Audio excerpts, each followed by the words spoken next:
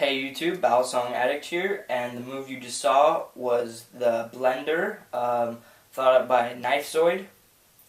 I'm just going to be doing a Balisong tutorial on the move, and before we start this tutorial, there are a few moves you should know. One of them is the behind the 8-ball, and the other move is the index rollover. So if you don't already know those moves, then go check them out. Here's some links to them right here. And if you already know those moves, then great, and let's get on with the tutorial. First off, you gotta make sure you're holding the safe handle when you start this move. And the first thing you're gonna do is throw out bite handle and blade. So I'm throwing them out like that, and as I do that, my index finger is gonna come up, and it's gonna go right there. All right, so it's right there.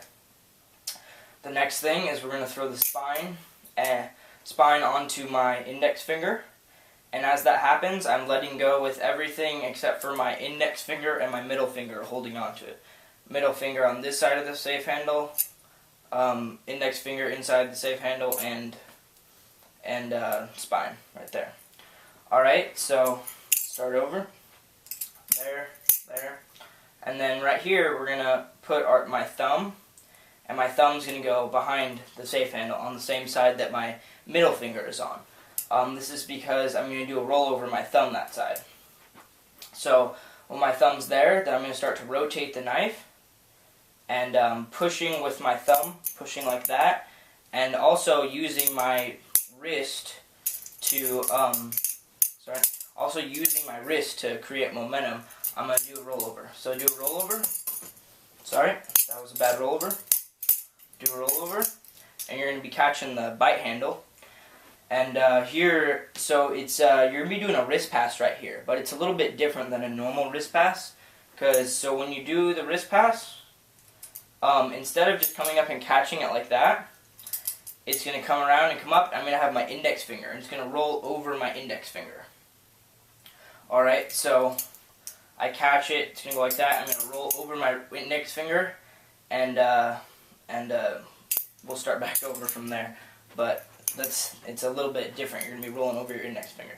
So here, catch right there, do a wrist pass, and we're going to roll over our index finger. Now when we roll over our index finger, we're not just going to be catching the safe handle with my thumb and index finger.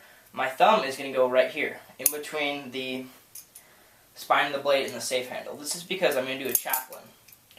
So we do that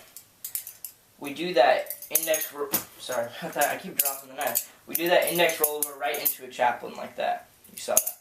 That's kind of where the move's kind of like behind the 8-ball, because after that thumb chaplain, we're going to do a Zen rollover, like behind the 8-ball. Alright, so one more time from the beginning. Throw it out, put my index finger in, put my thumb behind, do a Zen rollover. Right after that, do a index rollover.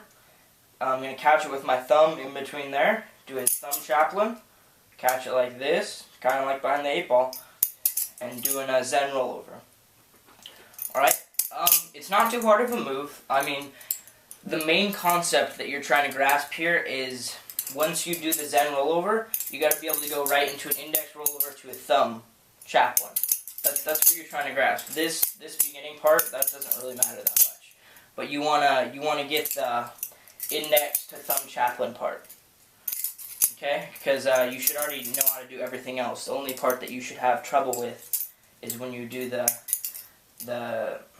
Zen rollover, and then you're doing the wrist pass to index rollover to thumb chaplain, okay? If you already know behind the 8-ball, the other part should be easy. This move is a nice move because you can do it anytime that you're holding the bite handle like this. Alright, so you can get into that. Like you can simply just flip out and then do a blender. Just flip it out like that. I mean, or you can be doing a Zen rollover into a blender. You could also be doing a behind the 8-ball into a blender. You could also be doing a helix into a blender, all these moves end with, they all end with the bite handle, so you can all do those into blenders. You can blender right after that move. That's why I like this move, because you can do it in so many different places. Okay, anytime that you're doing basically a Zen rollover type move where you end with the bite handle and you're going to be doing a wrist pass. Now you guys might be thinking, okay, so I do the blender and then I'm ending with the bite handle on this move. So yeah, that means that you can do continuous blenders. Alright, so you can just keep doing blender after blender after blender after blender after blender, you know, until you mess up. Alright, so, or in case you can just keep doing blenders until you want to do some other move. I mean, whatever move you're going to do after there. But it's a nice move. You guys should check out this tutorial. Maybe watch in slow motion if you don't completely get it.